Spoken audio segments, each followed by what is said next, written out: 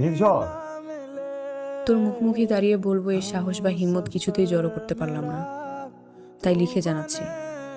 কাল রাতে তোর কথাগুলো নিয়ে আমি সারা রাত ভেবেছি। বিশ্বাস কর, আমি আজ কেন কোনোদিনও তোকে আমার প্রেমিক বা স্বামী জায়গায় বসাতে পারবো না।